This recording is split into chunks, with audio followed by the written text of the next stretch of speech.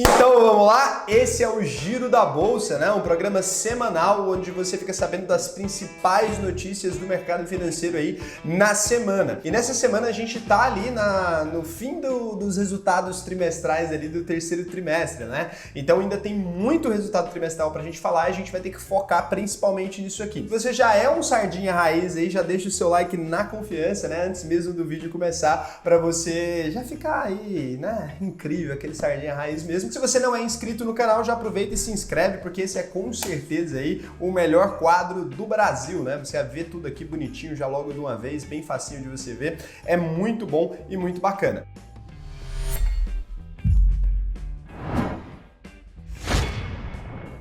Então o Ibovespa abriu a semana aí com 93.967,64 pontos, né? E acabou fechando aí em 100.905,13 pontos. Então a semana começou aí com tensões na terça-feira. Eu esperava ter uma volatilidade muito maior, vou admitir, não estava fazendo sentido nenhum, né? Se o Trump subia nas pesquisas, a bolsa subia. Se o Biden subia nas pesquisas, não, né? Nas apurações do resultado, a bolsa subia também. De toda forma, a bolsa estava subindo, o que não era esperado, né? Eu esperava uma volatilidade muito maior, mas acabou não acontecendo e nosso índice até que teve uma alta aí de 7,27%, recuperando os 100 mil pontos, né? Então, palmas aí pro churrascão de fim de semana da galera, que vai ser bem legal, né? Recuperamos aí os 100 mil pontos e foi bem interessante. O primeiro resultado aqui que a gente já vai começar falando é o do Banco do Brasil, né? BBAS3 é o primeiro banco brasileiro aí, a primeira empresa de capital aberto da história da Bolsa Brasileira, um marco na história do Brasil, né? Mesmo sendo uma marca que o Banco do Brasil em si, ele já fechou, né? E depois foi aberto de novo, então não é o mesmo Banco do Brasil lá da família real, né? Depois ele foi aberto de novo, mas ele é a mesma marca, a gente ainda considera ele como sendo o mesmo banco. Ele tem mais de 3.695 agências, né? 8.865 postos de atendimento e ao contrário do que muita gente pensa, ele não é um banco que existe só no Brasil, né? O Banco do Brasil, ele tá presente em mais de 15 países aí, óbvio que com foco no público brasileiro, mas ele tem agências em diversos países aí também. Então o resultado do Banco do Brasil, BBAS3, no terceiro trimestre de 2020 decepcionou, né? Ele divulgou o resultado dele e o resultado veio regular ali, né? Um pouco abaixo até do que era esperado ali em termos de lucro líquido e de ROI também, né? O ROI é o Return on Equity, né? O retorno sobre o patrimônio ali da empresa. O lucro líquido ajustado totalizou então 3,5 bilhões no trimestre, né? Uma queda aí de 23,3% em relação ao mesmo período de 2019. Estranho, né? O ROI foi de 12% no trimestre, uma queda de 6 pontos percentuais na comparação anual. Do lado negativo, destaque para a queda na receita de prestação de serviços, com a redução aí de 1,8% na comparação de janeiro a setembro de 2020, em relação ao mesmo período de 2019. O destaque positivo, de outro lado, né, foi o controle das despesas administrativas ali, que tiveram uma redução, de certo modo até eu considero meio que irrelevante, de 0,4% em relação ao segundo trimestre de 2020 e um crescimento de apenas 1,7% abaixo da inflação aí, né? No acumulado dos 9 primeiros meses de 2020 em relação ao mesmo período de 2019. Por isso, então, a gente espera aí um impacto negativo, né, no preço das ações de BBAS3 no curto prazo, tá? Então, a Alpargatas, né, Alpa 3 e Alpa 4 aí, né, empresa gigante aí do ramo de calçados, dona das marcas Havaianas, não é mais dona da Mizuno, mas já foi dona de um monte de marcas aí, queridinha do Brasil, mostrou um resultado animador aí com as Havaianas, né? Então, nessa divulgação do resultado dela do terceiro trimestre de 2020, os destaques positivos ali principalmente foram, né, da Alpargatas aqui. Então, o melhor terceiro trimestre da história das Havaianas Brasil em termos de EBITDA, olha isso, né, com crescimento de 40% na comparação anual, isso no ano de pandemia. Segundo, o aumento da margem bruta em 0,7 pontos percentuais aí, um crescimento interessantíssimo nos segmentos online, com 280% de crescimento nas Havaianas.com. Cara, foi muito crescimento, foi um resultado extremamente positivo, né, nesse sentido aí, 280%. É lógico, a gente sabe, tava todo mundo em casa, era mais provável de comprar pela internet, essa coisa toda, e também por buscar conforto também, né, as pessoas pararam de comprar aqueles produtos desconfortáveis ali, porque ia ficar em casa mesmo, melhor você então tá ali com a sandalinha legal, né. Os destaques negativos então ficaram com o desempenho do segmento internacional, né, o volume vendido ali registrou uma queda de 16,7% na comparação anual, muito embora, né, a receita líquida internacional tenha crescido 33,3% por conta do efeito cambial. O que acontece? O câmbio aumentou, né? Então a gente acaba vendo ali um aumento na receita. Só que no volume vendido, né, quando você compara em pares mesmo, você vê ali que eles caíram. O volume vendido caiu, mas a receita aumentou. Se você imaginar que o dólar, na verdade, cresceu quase 40% em relação ao real esse ano, e a Havaianas aqui apresentou, a Alpargatas, que é a dona da marca Havaianas, apresentou aí um crescimento de 33,3% por conta desse efeito cambial, a gente vê que mesmo assim foi ruim, né? A margem EBITDA ali, o indicador utilizado para medir a eficiência operacional da empresa, ficou aí negativo em 2,4% no segmento. O resultado da Alpargatas veio bom, principalmente nas linhas nacionais aqui, né? Com o ativo mais valioso da empresa, que são as Havaianas, apresentando um resultado animador e acima do esperado. Por isso a gente espera então aí um resultado positivo, né, nas ações da Alpa 3 e Alpa 4 aí no curto prazo, tá? Um outro resultado trimestral também que era muito aguardado aqui por muita gente era o da Copasa, né? A CSMG3. Então, uma empresa que foi fundada ali em 1963, abriu capital em 2003, né?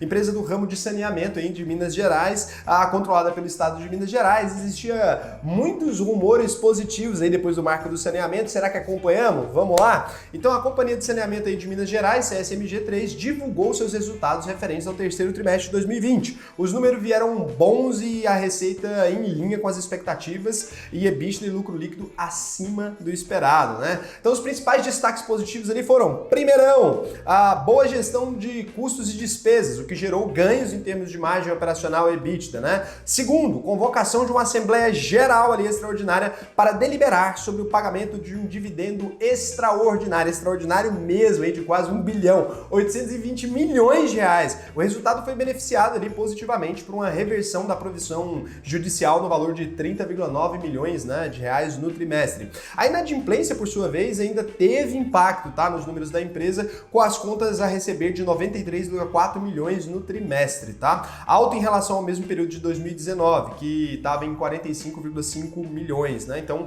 foi bem alta, na verdade. Mas com melhora em relação ao segundo trimestre de 2020, que estava em torno de 136 milhões, né?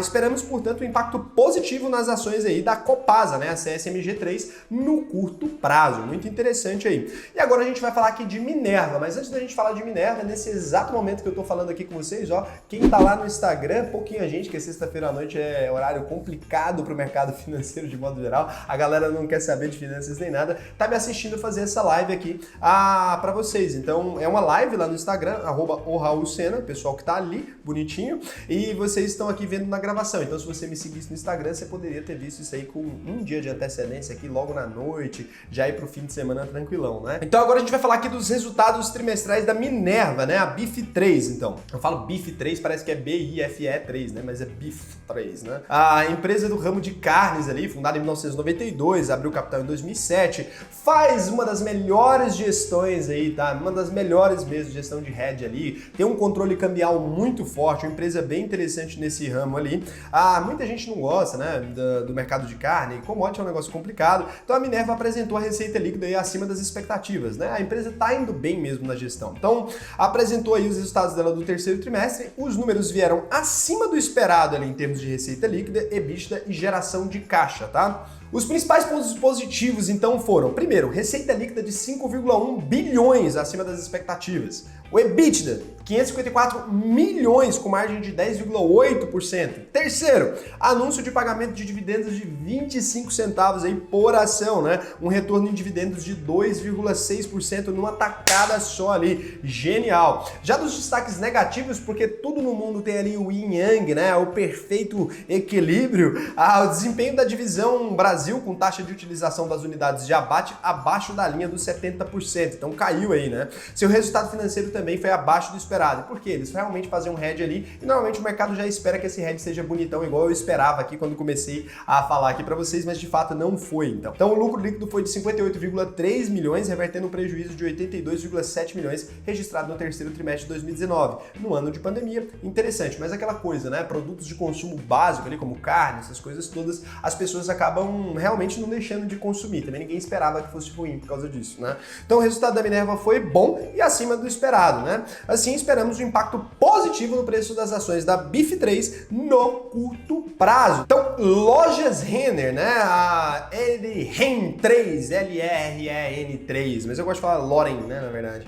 Então, uma das grandes varejistas aí do Brasil. Se você não conhece a Lojas Renner, você tem que repensar a sua vida, né, gente? A Lojas Renner é uma loja de departamento aí, vende roupinha, vende as famosas brusinhas ali. Quando você vai pagar a brusinha que você comprou com o cartão da brusinha, eles te vendem outras brusinhas. E aí você tem que sempre pagar na Renner seu cartão da Renner, e você vai voltar na Renner e compra mais coisa da Renner e você fica comprando infinitamente. Parece que o negócio deles é brusinha, mas o negócio deles é te endividar. Então ali ela atua por meio da comercialização de vestuário, né? Ela atua por meio também do comércio de móveis ali, a Camicado, e é engraçado, porque a Lojas Renner ali, ela é um braço da Renner muito dirigido para classe C, B, né? Já a Camicado é dirigido para classe A. Então ali ela também trabalha com soluções financeiras e os cartões Realize. Brincadeiras à parte, a Lojas Renner é muito eficiente mesmo nessa gestão de crédito, tá? Então a Lojas Renner apresentou então os resultados dela do terceiro trimestre. Muita gente estava esperando por isso aqui. Eu estava, confesso para vocês. O resultado veio misto, com algumas linhas bem abaixo das expectativas, mas uma entrega de resultados positiva no segmento de varejo eletrônico, né? Então os principais destaques positivos foram ali, primeiro, o crescimento de 200% nas vendas online.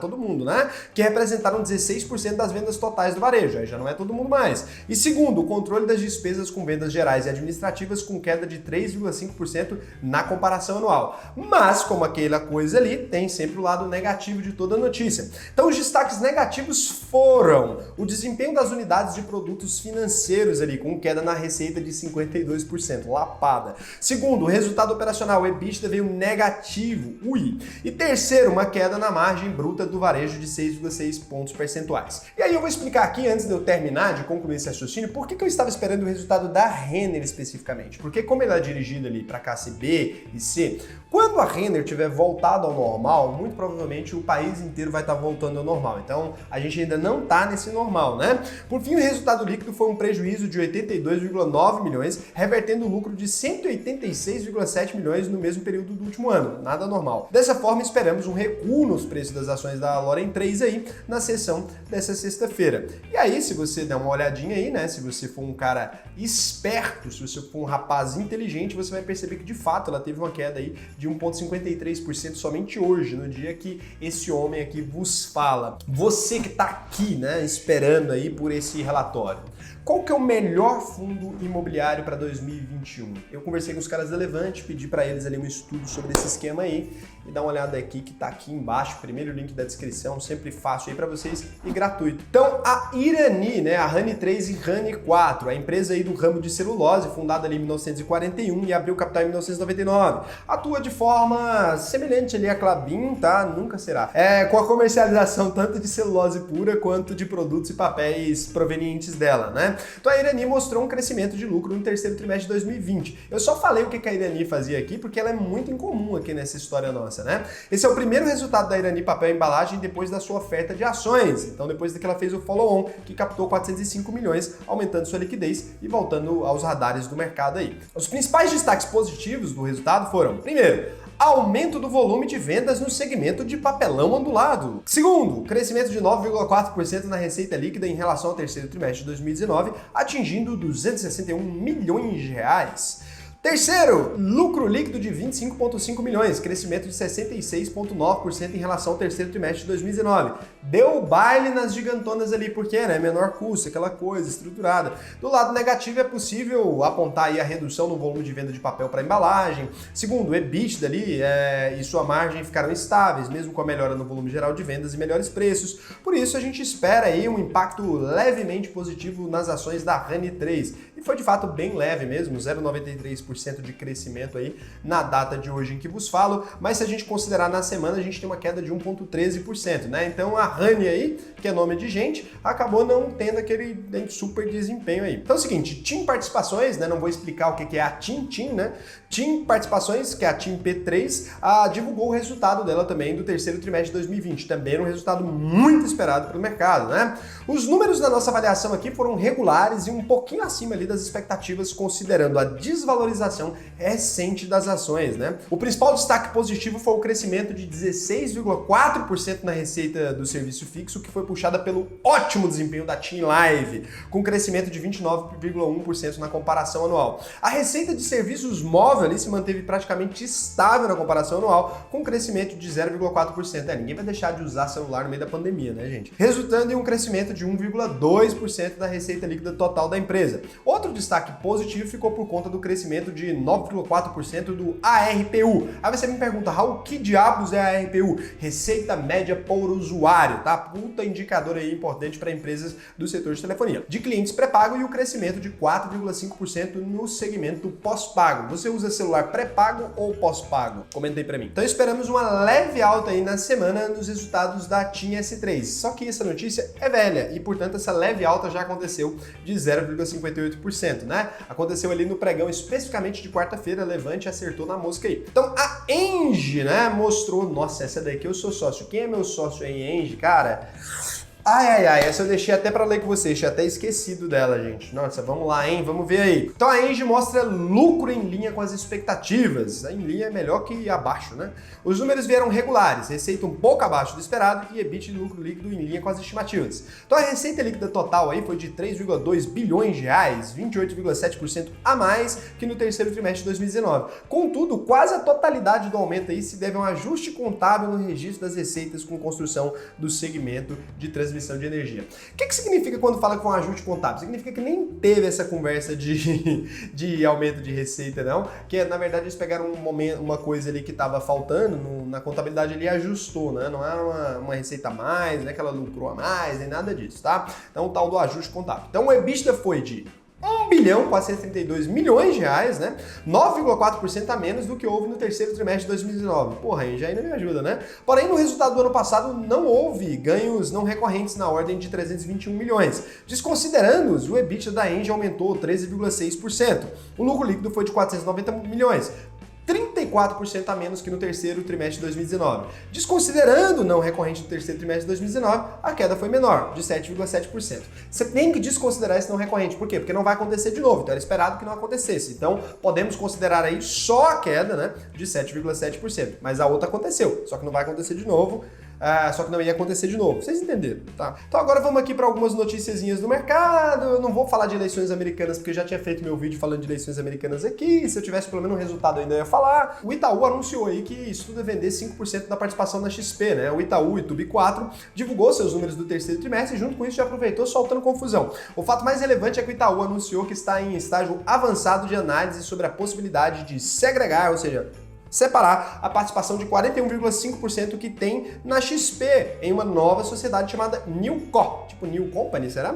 Além de vender a mercado o equivalente a 5% da participação na XP. O resultado em si foi bom, né, do Itaú e veio um pouco acima do esperado. O lucro líquido do Itaú ali ficou então em 5,03 bilhões no trimestre, né? O retorno sobre o patrimônio líquido ali, né, que é o ROI, foi de 15,7% no trimestre, uma melhoria aí em relação ao segundo trimestre de 2020, de 13,5%, né, no resultado do Itaú, mas uma forte redução em relação ao trimestre do ano anterior de 23,5%. O destaque positivo, então, veio aí na redução significativa da provisão para devedores duvidosos em relação ao trimestre anterior, apesar da alta no número em relação ao ano passado. É claro que ainda estão fazendo provisões, mas começaram a diminuir essas provisões. Será que podemos esperar aí pela volta dos dividendos? Esperamos um impacto forte positivo no preço das ações do Itaú, né, Itubi 3 e Itubi 4, no curto prazo. E aí, tem aqui mais uma notícia que eu gostaria de falar para vocês, mas não vou falar lá no Instagram. Então vai lá, @raulsena, me segue lá, deixe seu comentário aqui. Um beijão, um excelentíssimo final de semana para você.